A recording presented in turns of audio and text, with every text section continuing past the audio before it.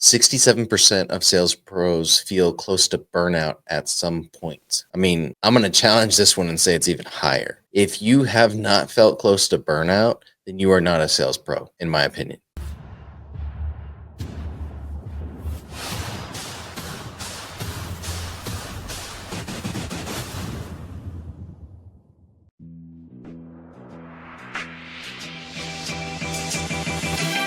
Great experiences build great leaders. Great leaders build great teams. This is Building Great Sales Teams.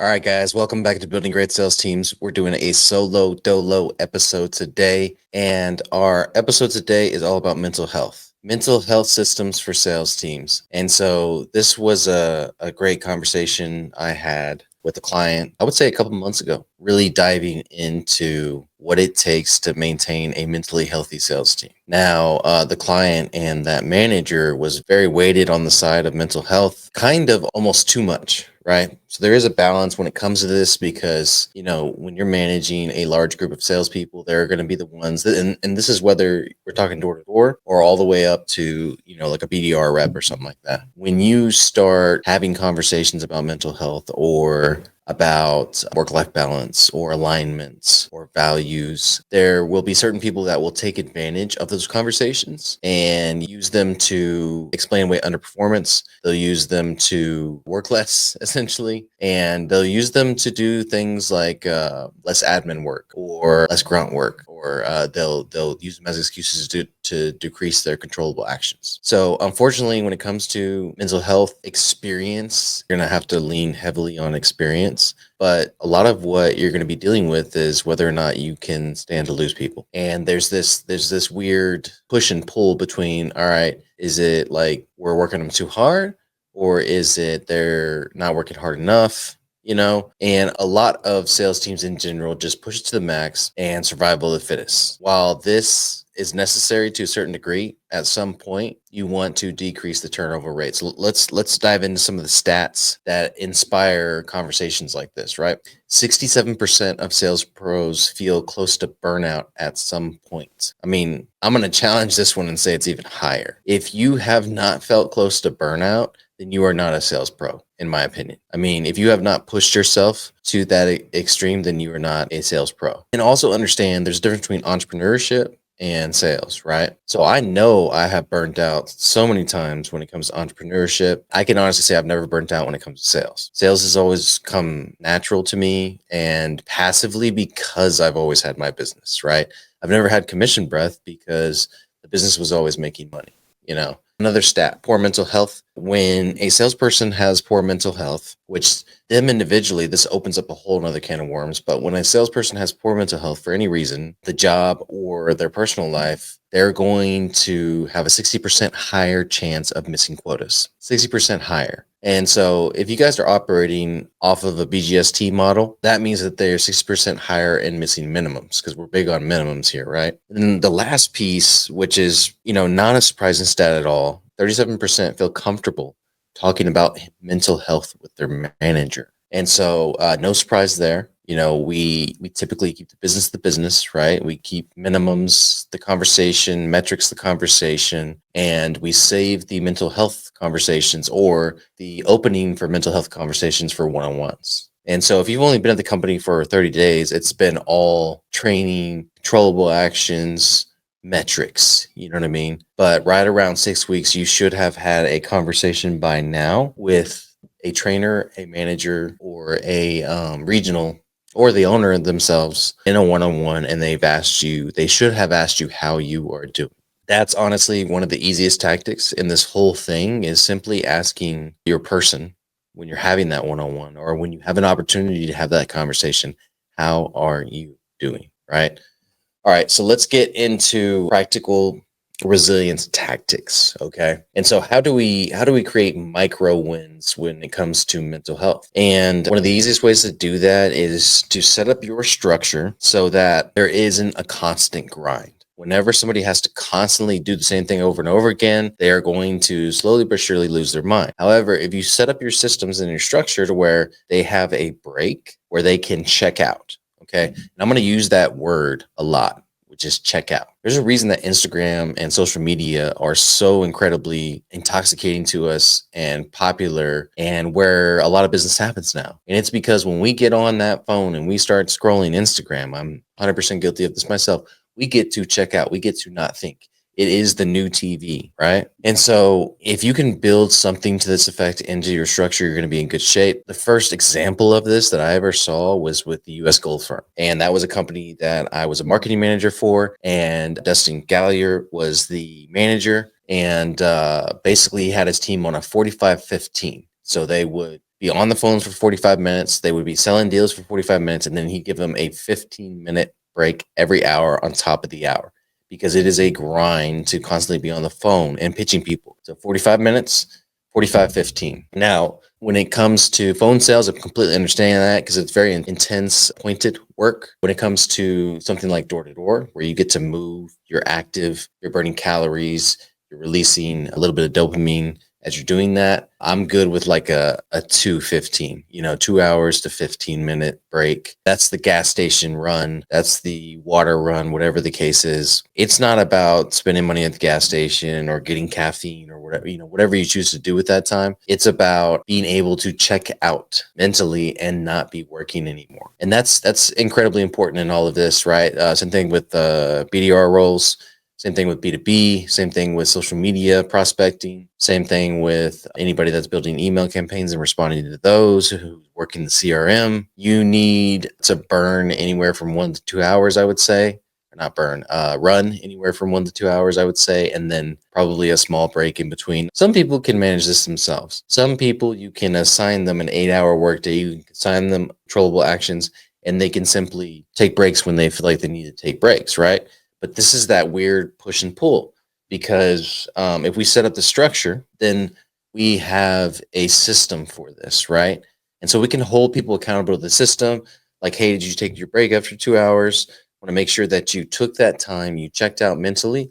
Because if not, what we're going to have is eventually they're going to do a mini burnout, right? Which usually results in being rude to a customer or a manager, right? And so those are the signs that, hey, they need to be taking a break, or they need a way to check out, right? End of day rituals is another big one where the team comes together. They kind of tell war stories, right? Whether this is virtually or in person. I think it's a big part of this. This signifies the end of the day, right? Here's what you're going to run into when we talk about these breaks and we talk about, ending the day. You're going to run into overly ambitious, eager salespeople that don't want to take any breaks. They want to run right through the brick wall. They want to do all of the things, right? And to a degree, you have to accommodate that, because think about it. This is our version of war, right? We spent centuries going to war with each other, right? And some men and women still do, and we appreciate them. But most of us, most of the population does not have to fight every day, right? And so when you think about men in general and the testosterone and all the things, obviously it's higher in our 20s. So if you're hiring younger salespeople, you're going to want to expand those run rates, right? The rate at which you work, right? Because you're going to want to take advantage of that youth, that testosterone that's running through and everything. And as you go up in age and up in responsibility, up in the complicatedness of the sale and everything, you're going to shorten that run rate. Anyways, to a degree, you want to accommodate that. Maybe they take one less break than somebody that has more tenure with the company, more consistent, and is a little older. It is what it is. I can do more in 1 hour than most salespeople can do in 4 or 5 hours. So it makes sense that because I work that way, I'm going to take more breaks. And so, anyways, the end of the day ritual is going to be huge, right? One of the first rituals that I learned about when I first got into door to door was called atmosphere.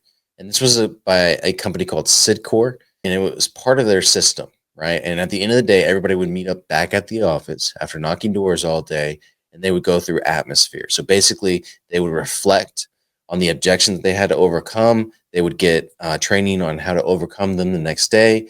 They would tell war stories. They would maybe play a game or two and basically break out as a team. So basically, with a sales team, this is that locker room talk after the game, right? There's a lot that can be accomplished. And yes, training can still be had. But at the end of the day, this is more of a culture builder, more of an end of the day ritual, so that when they leave that office, they know that work is over, time to check out from work and check into rest and recovery and having a little fun, maybe, right? And so this is a huge part of that. Okay. A big part of the culture needs to change when you recognize you have maybe mental health issues within your culture. It needs to change from checking in on people, not just pipelines. Okay. I'm going to say it again. It needs to change to checking in on people, not just pipelines. The biggest proponent of controllable actions, minimum standards, all that good stuff, right? And this is why I created a training for one of my clients called the Manager's Oxygen Mask. There is a minimum standard operating procedure that you need to be conducting, right? But at the end of the day, you are a human and you need to be able to check in on humans, and you need to be able to, as a trainer or manager, recognize when the people on your team need that check in.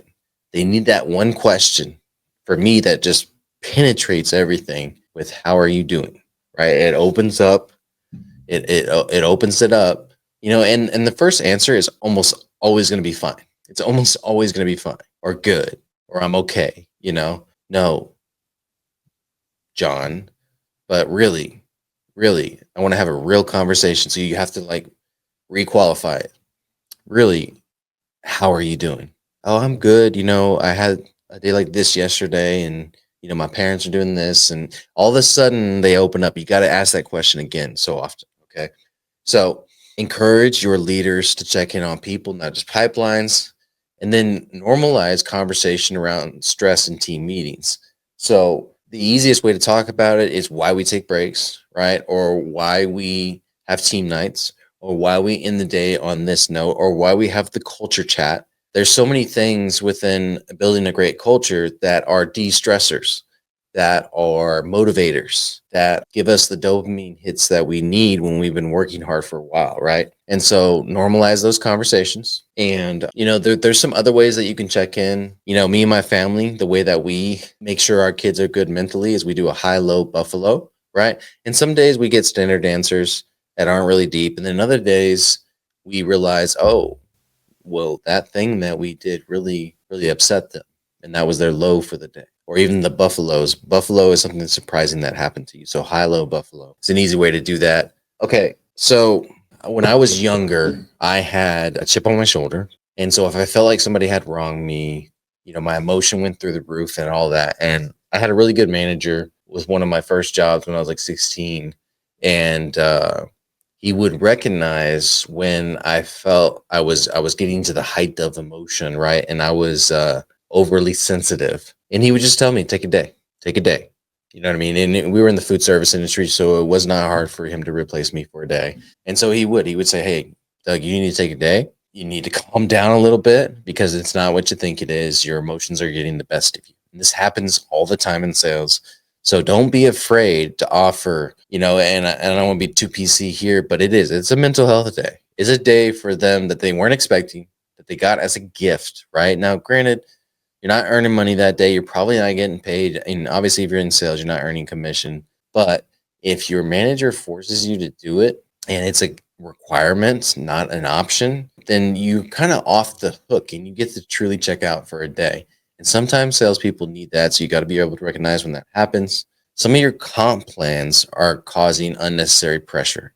So the type of comp plans I'm talking about is when you get to a certain point and all of a sudden your commission doubles, right? But that point, you have to work insanely hard to get to that point. And once you do, your commission doubles. It's just the comp changes too much, right? You need more fluid increases in comp based on performance, right? It shouldn't be this big wall. And once you get past the wall, then all of a sudden you get this amazing commission. And we're tempted to do that because we know the comp plan drives action and it drives work ethic. But we also need to make sure that we're not making it ridiculously hard. They have to work 50 hours a week to hit it every time. We want to work smart, not hard. Let's make sure our comp plans reflect micro wins throughout. All right, next is going to be a quick call to action, right? And so one of the hardest things to recognize about mental health is that if I do not have my oxygen mask on, how am I going to lead others? Right. So we need to look at our own mental health first as leaders in sales and make sure that we are spending quality time with the family, that we have something outside of work and family that is a release for us. For me right now, it's been golf. I've been playing a lot more golf lately, but when I was younger, I played rugby, basketball. I had these things that I did that had nothing to do with my family and nothing to do with work. And those are true mental health cheat codes. So if you yourself are kind of like touting that mental health line, you probably need something outside of work and family that you can kind of is just for you. Now I know most of you are going to say this is the gym, and for some of y'all that's enough. But if you're in high pressure situations, you need something like golf, like basketball, like rugby, or wrestling. Some of you do like jujitsu. That to me would qualify. These are things that you get to compete. If you lose every day, it does not matter, right? Because the only thing you really care about losing is in your family or in your work, right? So if you lose in this thing, it's okay. We're all competitive and we all want to win. But at the end of the day, if you prioritize losing, it would be in this thing, right? Because you don't want to lose in your family or in your work. And so that is mostly what I wanted to walk through today with you guys is some of the systems that you can put in place. The undefeated one is going to be the check-in, the one-on-one, right? I talk about one-on-ones all the time. One of the one-on-ones that you put in place is typically 30 to 45 days after your new salesperson starts. The owner or the regional, somebody with some serious clout is going to call in and check on them and see how they're doing, how they like the position. This is where you get your pulse of what's going on in terms of the culture of the company, making sure that your trainer or your manager is executing on their systems. But that also gives you that opening to say, how are you doing? And hopefully you guys are doing that. From this episode, I'm likely going to drop this transcript into ChatGPT and have it give me a mental fitness checklist for sales teams. And so I will share that on Facebook or Instagram within the next couple days after this episode releases. And so make sure you guys look out for that and audit your sales program against it and see how you're doing and making sure that you have mental health systems for your sales team. As always, guys, I appreciate y'all supporting the podcast. If you could like, comment, share, and most of all, review, because that's the way Apple Podcasts suggests this one to other people. I appreciate you guys. And as always, let's get building.